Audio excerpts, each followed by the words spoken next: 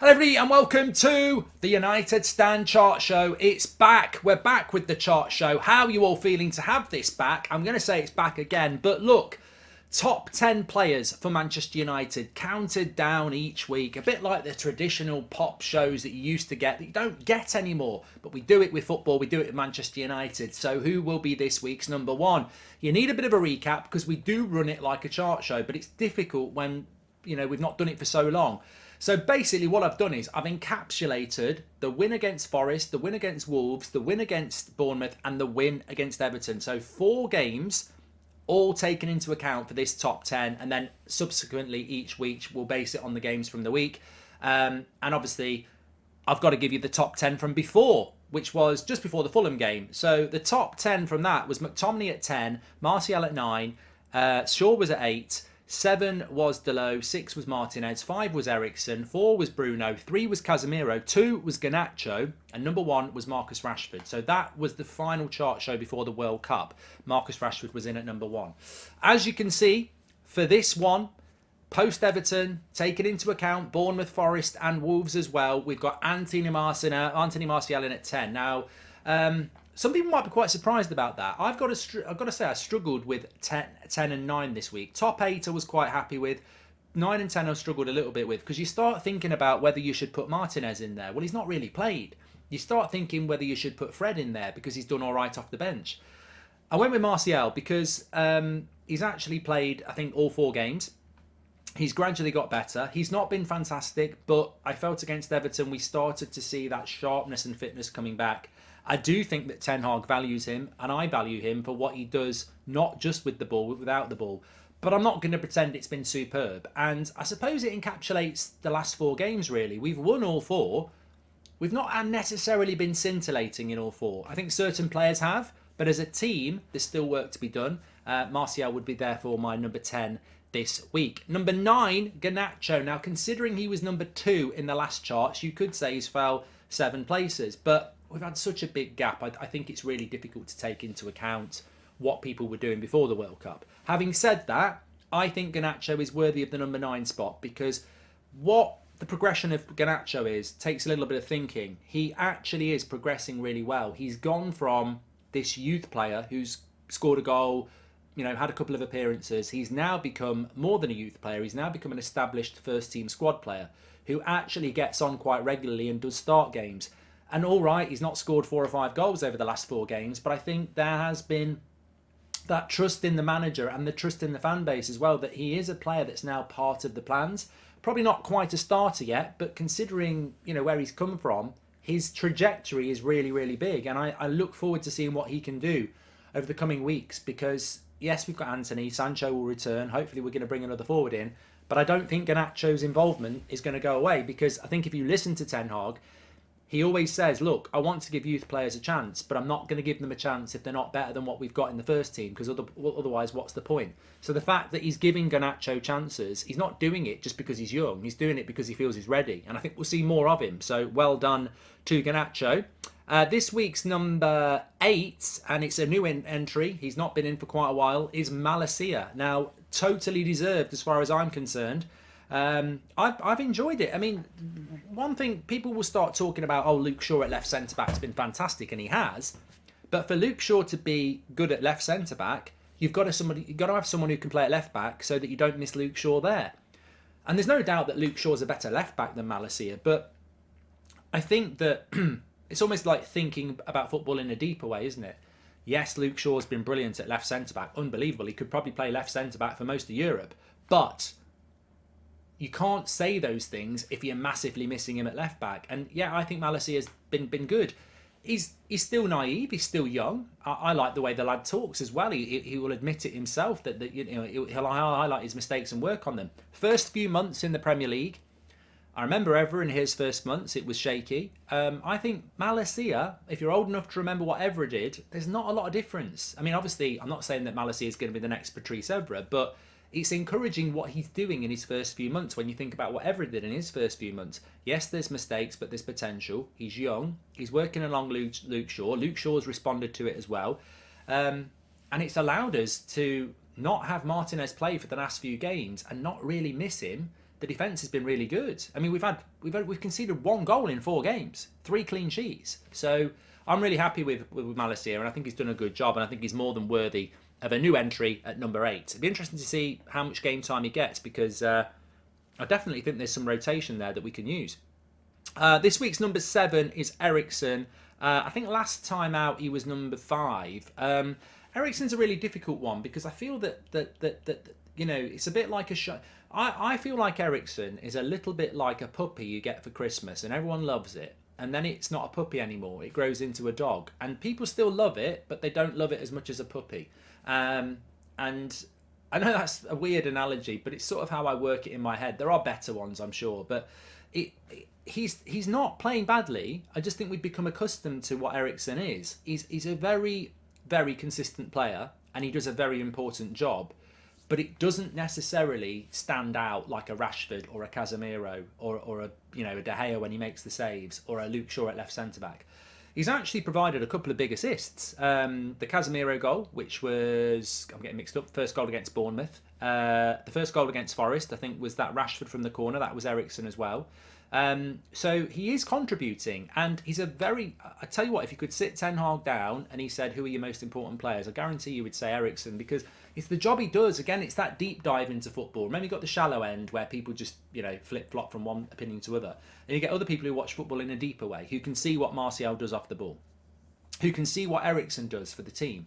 You pick Fred, we don't get the ball to the front four as well as we do with Eriksen. You pick McTominay, it's never happening. So Eriksen just does a job that we've got used to very quickly, that we haven't really done for 3 or 4 years. A midfielder who can link the defensive side of the team to the attack side of the team, and that's what Eriksen does. So yes, I think he could play a little bit better. I think he's probably averaging around average performances quite a lot, which is why he's at number 7 for me. But I don't think he's doing anything wrong, and I think he's a very underrated player in the team, and a very, very important player in the team as well. This week's number 6 is Bruno. Again, another player that people just, you know, are still locked into this. Bruno fans, Bruno, people who don't rate Bruno. One thing I would say about Bruno straight away is that if there was a problem, I'll solve it. Ten Hag, he will solve it. If Ten Hag thinks Bruno's wasteful, or if Ten Hag thinks that Bruno isn't playing or doing the things he wants, like some people on social media say, then Ten Hag will identify that. You know he will. But I'm not so sure that Ten Hag is sat there on the touchline going, "Oh fucking hell, Bruno's misplaced a pass again." I think he's quite happy with Bruno. I'm not saying that in the next 2 years he won't look to bring somebody in. I mean, scenario bridge, right? New owners, massive investment. Ten Hag knocks on the door and says, "I like Bruno, but really, I want a number 10 more like Odegaard, who just plays the more simple pass better." Who knows? I'm not saying we'd get Odegaard, but he might want a different profile. But at this moment in time, at the very least, I think Ten Hag looks at Bruno and goes, "I can trust him as a captain. He's always fit. He always gives me 100%, and he's capable of moments of brilliance. I can forgive anything else in his game for those positives at the moment." He could be a player that Ten Hag thinks, "I want him to be part of my team for the next 6 years." He could be a player that he thinks there's a lot of improvement there. It's hard to read, but what I would say is Man United without Bruno, whatever you think, is not the same team. And I'm a massive fan of Bruno, but I would admit over the last 18 months, I've probably not been as pleased with him as I was in his first 18 months. But I still think he's a fantastic player. And I think that, you know, he's been the captain. You know, I know Maguire puts it on for the last couple of minutes, but it's Bruno who's, you know, running around for 85 minutes, you know, as the captain, and getting sweaty and putting the tackles in and the passes in. So I think Bruno's he's steady at the moment. He's steady, and he's consistent. You know, he's not consistently superb, but he's not playing bad. So I'm happy with Bruno. He would be my number 6 this week. Number 5 might surprise people. It's a brand new entry. It's Aaron Wan-Bissaka in at number 5. And I think it's fully justified. Smash a like on the video if you agree. I think it's fully justified. This doesn't mean that I wouldn't move him on in January. I think Wan-Bissaka does need to be moved on. But the reason he's at number 5 is a reason he needs to be moved on. And I want to see more of this. I want to see players moved on that other clubs want to buy from us. I've mentioned the Ten Hag factor in different ways before, but Liverpool did this. You know, they'd get 20 million for Brewster, 20 million for Ibe, players that were never going to play for Liverpool that people wanted to pay for because they're like, well, they're a Liverpool player. They've been coached by Klopp. They're going to improve us. And I want to see this happening more. We get locked into get rid of Phil Jones, get rid of Rojo, get rid of this, get rid of that because they're crap. But what we want to do is move players on because we want better, not because they're bad players, but they just don't necessarily fit the vision. And I think with Wan-Bissaka, he is and could be the first symbol of this new Man United, where we want players to move on, but we're not saying get out your rubbish. We're just saying you need to go and play first team football at a club that suits you because you're not really what we're looking for, and you're better than being a bench player. And Wan-Bissaka's done a really good job without Dalot, and that's why he's my number 5 this week. But look, Dalot gets the way that Ten Hag wants to play. He's everywhere. He's better on the ball. He's better going forward. He understands the inverted fullback role. Wan-Bissaka is just a defensive fullback who can get forward. And Wan-Bissaka either needs to start for Man United or be let go. And that's the scenario. And Dalot is better. And we need to bring in a Malacia who can challenge Dalot. Wan-Bissaka cannot be sat there as a £50 million signing on 100 grand a week as the understudy to Dalot playing every now and again. He can't, for his own career and for Manchester United. We need to move him on. But I do think, and that was going to be a cough, it wasn't a big but. I thought Kim Kardashian had come in.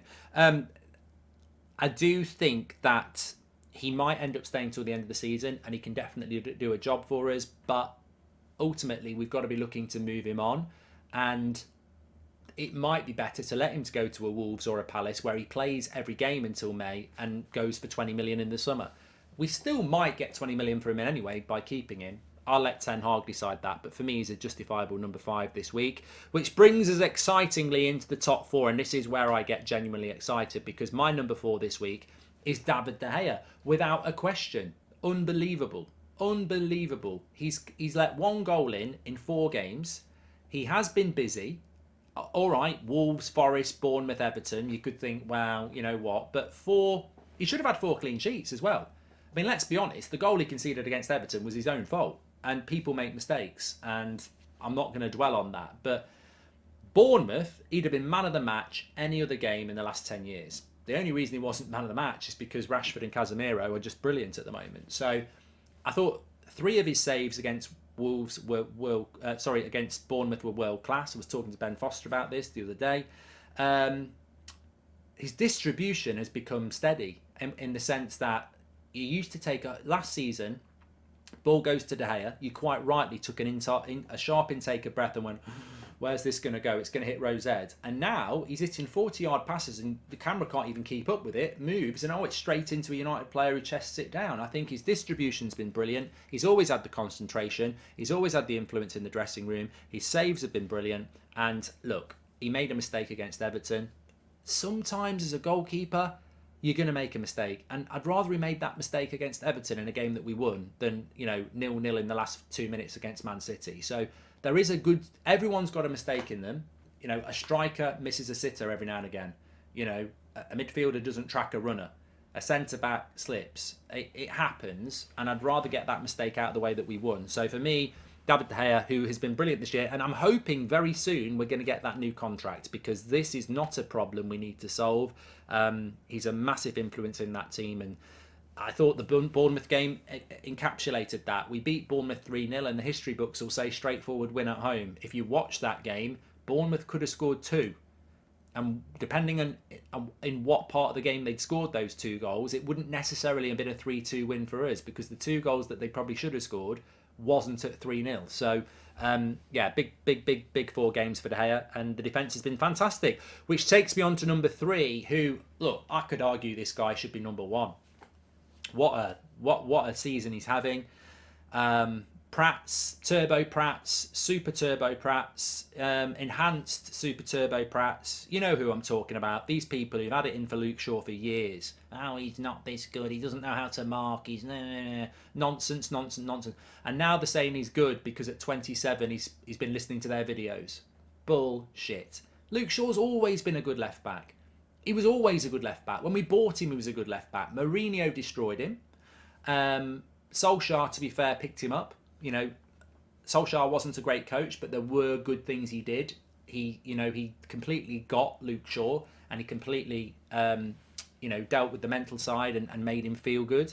And the fact is, with Luke Shaw, 3 times out of the last four seasons, he's been arguably world class. He's been brilliant. He's one of the best left backs in Europe again. I remember saying this last season, and people were laughing because the world we live in is very in the moment. But Luke Shaw in that season up to the Euros was world class. That's where the Roberto Carlos thing started. Last season he was terrible. This season he's back to being world class again. He's one of the best left backs in Europe. You could argue, I wouldn't say he's one of the best left-sided centre-backs in Europe, but I think he could play for most of the Premier League at left-sided centre-back and be better than what they've got. And that, for me, is why he's number 3 this week. I think as a left-back, he's brilliant. But as a left-sided centre-back, he's been flawless. As I say, we've conceded 1 goal in 4 games. He's played at left centre-back in over 75% of those games, I think. And you know what? I said it and I'm going to say it again. Ten Hag likes Martinez and Varane, and he wants backup centre-backs who play like Martinez and Varane. Whatever you say about Liverpool, and I know they've not defended well this season, Kanate, who've they got? Kanate, Gomez, Matip, Van Dijk. Very different centre-backs in relation to ability levels, but very similar centre-backs in relation to what their traits are. They're all quite quick, they can all play a high line, they're all relatively comfortable on the ball, they're all relatively comfortable being left on their own as a centre-back pairing. And that's what Ten Hag wants. And, you know, when you've got Lindelof and Maguire, they don't suit that back 4 high line left on your own to defend. They don't. They're vulnerable. They suit deeper line, back 5, CDMs close to them, fullbacks tucked in, however you want to construct your back 4. They don't suit the way that Ten Hag wants to play with Varane and Martinez, who are very happy playing high, very happy sending the fullbacks forward, very happy being left one-on-one with the striker. So what he did with Luke Shaw is, he's gone, Martinez is out. I have got no left-sided centre-back who is mobile, can play a high line, and is comfortable on the ball. I'm going to try Luke Shaw there. And Luke Shaw is now the closest thing we've got to Martinez if Martinez can't play. It's a masterstroke. It's brilliant. It's absolutely brilliant by Ten Hag, but it's not easy to do. There aren't many fullbacks who can play at centre-back as well. So in Luke Shaw, fantastic, and thoroughly deserves his spot at number 3. Now comes the controversial bit, because before the World Cup he was number 1 and now he's number 2. And I really struggled with this one. So much so that Marcus Rashford is on the thumbnail. I might have got this wrong. I might have got this wrong, but there's a reason I've gone with the person I've gone with at number 1. It's almost like a joint number 1, although I think some people will say Rashford should be number 1. He has been magnificent. He's on fire. He is a match winner. And I can't say enough. And, you know, against Everton, it's 2 goals and an assist. You know, I know Lampard says he's unplayable. Well, that's just bad coaching. You know, there's ways you can deal with Rashford if you want to. It's what people do to Neymar. It's what people do to Mbappe. You've got to double up and you've got to do it well. And Everton didn't do that, and Rashford exploited it a few times. But the scary thing about Rashford is Ten Hag's right. There's still improvement, and as much as he's been brilliant, and he has been brilliant, there are still moments in the game where a pass is on and he's got his head down and he's looking to get past 2 or 3 players. And that is scary, that a player in such good form has still got levels to go forward if he wants to. So the scary thing about Rashford is he's not actually the complete article yet. There's still work there for Ten Hag to do, and that's why he keeps talking about it. But at the moment, I think if you take, the biggest compliment is always, if you take that player out of the team, what happens to the team? And I think if you take Marcus Rashford out of that team at the moment, we're drawing games that we've been winning, because where are the goals coming from? Where are the moments coming from? Because let's be honest, Anthony is still settling down. Martial's not completely there fitness-wise. Sancho's not there. Garnacho's a kid. So, and Bruno, as we know, is Bruno. You know, very important player, but can be a little bit in and out. So Rashford at the moment, goals win games. We can talk about Luke Shaw, Martinez, Varane, De Gea, Casemiro, Eriksen, but they don't score the goals. Rashford scores the goals. And without him at the moment, we would struggle. So absolutely brilliant player. Can't say enough about him. Almost feel guilty that he's not my number one, but my number one has to be Casemiro. And look, this is just the way I analyse football, so I'm not going to make any apologies here. You know, 99% of the world will probably give it to Rashford. Certainly BT, ITV and Sky would, because the goal scorer always gets man of the match. But I'm a member of the, you know, not the defenders club, but the underrated club. In the sense that I always loved Michael Carrick, and he was massively underrated. And he was the conductor of that team. You know, all the players in the team used to say it, Rooney, everybody. Carrick was the conductor. You can't score the goals if you haven't got a player that protects the back four and conducts the game. And Casemiro is better than Carrick. And Casemiro has been conducting that team for the last 4 games. He has been ridiculous. And he was ridiculous at the World Cup, and he was ridiculous before the World Cup. He is what Manchester United need to be. 90 minutes, 100% focus, 100% consistency. And, you know, what a role model to have in the team. And you take him out the team, we'll lose games. You take Rashford out the team, we'll draw games, because we'll still not concede. You take Casemiro out that team, we'll lose games, because the defence will get overwhelmed, the midfield battle will be lost. He is absolutely brilliant. I get it. I love Rashford. He's doing really, really well. But for me, Casemiro is the most important player in that team by a long way. And if you don't think that, where have you been for 5 years? Because our midfield has been losing battles to Norwich for the last few years. We don't lose battles to most teams now. And we're about to face the 2 biggest midfield battles of the season. Man City at Old Trafford, Emirates, Arsenal. How does our midfield match up to that? Because with Casemiro in it, we've got a chance to really send a statement. And goals win games, midfields win games. And Casemiro for me, and remember we're talking about Forest, Wolves, Bournemouth and Everton here. Casemiro has been the player for me that deserves number 1 this week. And I'll argue it with anyone. I know the goal scorers and the creators always get the headlines, but again, we're in the deep end of the swimming pool here. We're actually deep diving into United and why they're successful. And anybody who's been watching the show for the last few years, or watching United for the last few years, who's been screaming out for a centre defensive midfielder, is now sat there smugly going, this is what I mean. This is what I mean. And I love it. My only fear now is, who's going to do this job if we need to rest Casemiro or anything happens to him? Because we can't go back to McTominay and Fred. Neither of them can do it on their own. And we saw what happened with McTominay and Eriksen against... was it McTominay and Eriksen at the Etihad? So, look, Casemiro's been brilliant. And for me, he is my number 1 this week. But I've got absolutely no issue if you went for Rashford. And to be honest with you, I was... thinking about it for a while, but what pushed me towards Casemiro was Rashford's been brilliant, but he's also had periods where I think the Bournemouth game, you know, I know he scored, but he was a bit quiet for a lot of that game. I went for Casemiro because of the consistency of dominating that midfield over every game he's played. So yeah, and you notice it when he goes off, like when he went off against Everton last night. Anyway, great to have the chart show back. Hope you've enjoyed it. Make sure you smash a like on the video if you did. Subscribe, bottom right hand corner. I'll speak to you on the next one. It's great to have it back. Love it. Speak to you in a bit.